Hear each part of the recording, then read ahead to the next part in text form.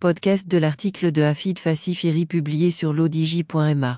L'auteur a intitulé son article « Des scientifiques israéliens développent l'intelligence artificielle pour traiter le cancer ». Il commence son article ainsi.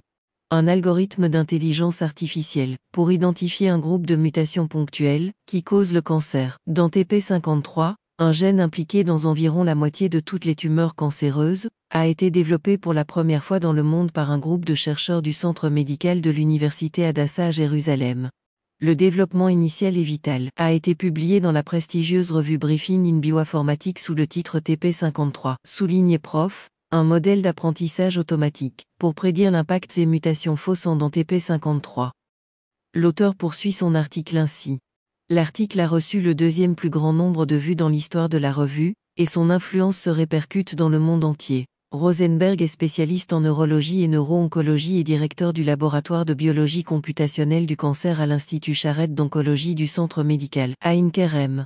Une mutation ponctuelle se produit dans un génome lorsqu'une seule paire de bases est ajoutée, supprimée ou modifiée.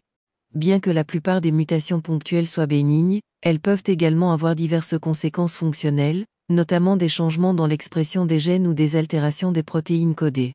L'équipe, dirigée par le Dr Cher Rosenberg, a élaboré un ensemble de règles à suivre dans les opérations de résolution de problèmes, qui permettront aux médecins de fournir un traitement personnalisé pour ces porteurs de mutations. La percée significative dans la recherche sur le cancer pourrait sans aucun doute servir de plateforme pour le développement d'un traitement personnalisé pour les porteurs de telles mutations, et lutter avec succès contre le cancer dont ils souffrent, a déclaré l'équipe. C'est une excellente nouvelle pour le monde et la recherche sur le cancer, nous sommes fiers de faire partie d'une percée aussi importante. L'auteur pose la question ainsi. Comment le cancer se développe-t-il ? Lorsque certains changements se produisent dans les cellules humaines, ils sont susceptibles de devenir des cellules cancéreuses, a-t-il déclaré. Chacun de nous porte un gène appelé TP53, dont la fonction est de protéger les cellules normales du corps, en corrigeant les changements génétiques, a déclaré Rosenberg. Lorsque trop de changements se produisent, le gène provoque un suicide planifié de la cellule, empêchant ainsi la cellule de devenir cancéreuse. Un changement génétique dans le gène TP53 endommageait le mécanisme de défense de l'organisme et provoque le cancer, et en effet ce mécanisme est répandu et apparaît dans la moitié de toutes les tumeurs.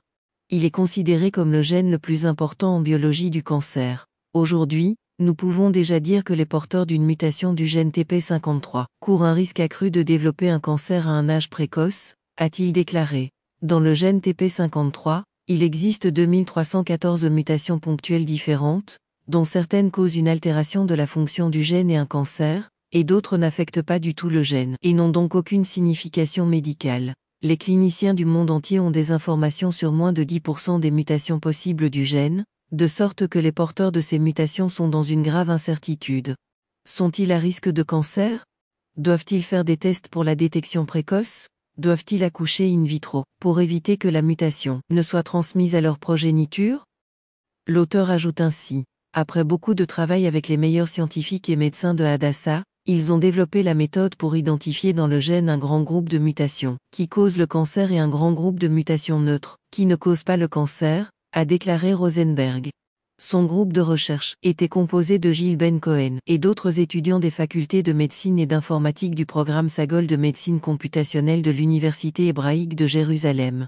Avec le professeur Thierry Soucy de l'Université de la Sorbonne en France, chercheur de renommée mondiale dans l'étude du gène TP53, ils ont développé l'algorithme à Hadassah. Après la découverte, l'équipe a utilisé des méthodes d'apprentissage automatique pour former un algorithme d'intelligence artificielle, qui apprend de ces mutations et crée un modèle prédictif appliqué à l'ensemble des 2314 mutations possibles. Ce modèle classe les mutations comme cancérigènes ou neutres. Le modèle qu'ils ont créé a une grande précision de 96,5%, permettant des tests sur les patients et un traitement éventuel. C'est une excellente nouvelle pour le monde et la recherche sur le cancer, a déclaré Rosenberg. Il n'y a toujours pas de médicaments approuvés pour ce gène, car les médicaments sont en cours d'essais cliniques. Une fois que nous pourrons identifier les mutations qui endommagent le gène et se retrouvent dans le cancer, nous serons en mesure de prescrire efficacement de tels médicaments aux bonnes personnes. L'auteur conclut ainsi. De plus, dans la leucémie lymphoïde chronique, par exemple, l'identification précise des mutations dans le gène influence la décision de traitement. Plus nous en savons sur la base de la maladie, mieux nous pouvons adapter le traitement aux patients. Nous sommes fiers de faire partie d'une percée aussi importante. Rédigé par Afid Fassifiri, élu par l'intelligence artificielle de l'ODJ Media. N'oubliez pas de télécharger notre application l'ODJ mobile sur Android et iOS, et de vous abonner à notre chaîne YouTube l'ODJ TV, si vous souhaitez être au courant des dernières actualités, podcasts et émissions télévisées.